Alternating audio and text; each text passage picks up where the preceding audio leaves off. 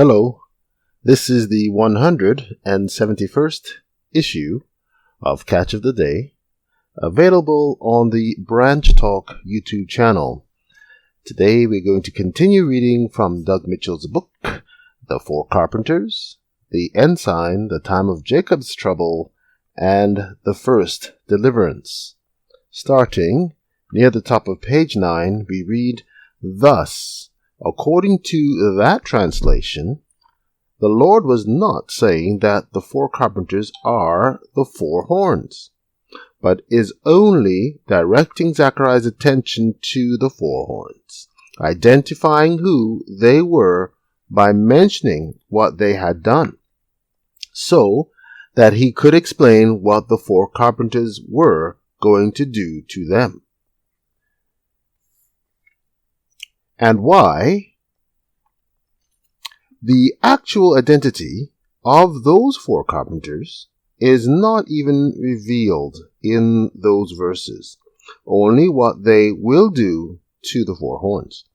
Note also that Brother Hardif didn't specifically identify either the four horns or the four carpenters. He did, though, identify two of those four horns as ancient Assyria, which scattered 10 tribe Israel, and ancient Babylon, which scattered 2 tribe Judah. 1 TG 11:10.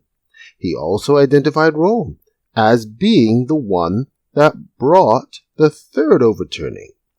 2 TG 1:11. There is yet another factor to consider. That is, the Hebrew word translated these can also be translated those. In 1985, the Jewish Publication Society produced a newer translation called Jewish Bible Tanakh, the Holy Scriptures.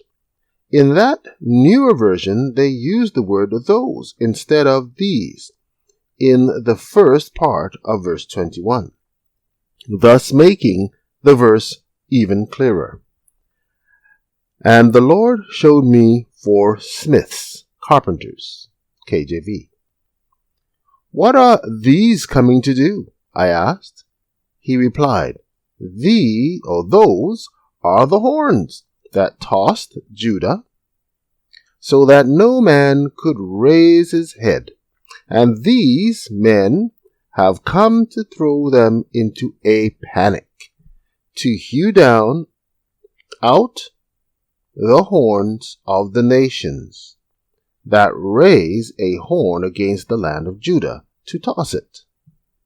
That is the more natural flow of the thought, interjecting the thought that the four carpenters are somehow a different part of 4 horns. Gentile powers that scattered Judah, Israel, and Jerusalem without having any immediate supporting statements is forcing the symbolism. With these thoughts in mind, this was the scene. 1. Zechariah saw 4 horns and asked the angel what they were.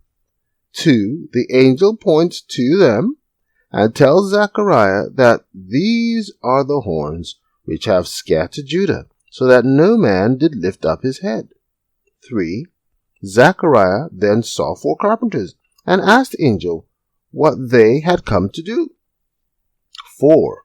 To explain what the 4 carpenters had come to do, and to whom, and why they were going to do what they were going to do, the angel first points to the 4 horns, and says these are the horns which have scattered Judah, so that no man did lift up his head.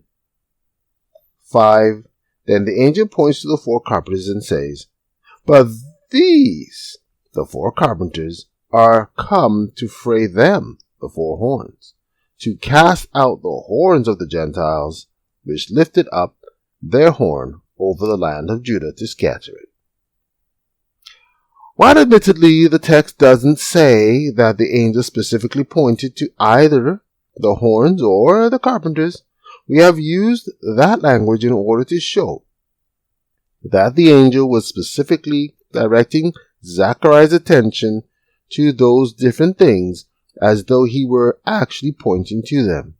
But it may have been that the angel was indicating which he was referring to at each point by a turn of his head, and looking at the 4 horns or the 4 carpenters as he was speaking about each one. What then are we to think of what Brother Hardif wrote? Hear ye deaf, and look, ye blind, that ye may see.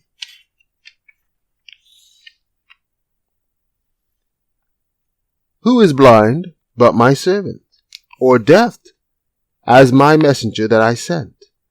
Who is blind as he that is perfect, and blind as the Lord's servant, seeing many things, but thou observest not, opening the ears, but he heareth not. The Lord is well pleased for his righteousness' sake. He will magnify the law, and make it honorable. Isaiah 42, 18-21. Take care.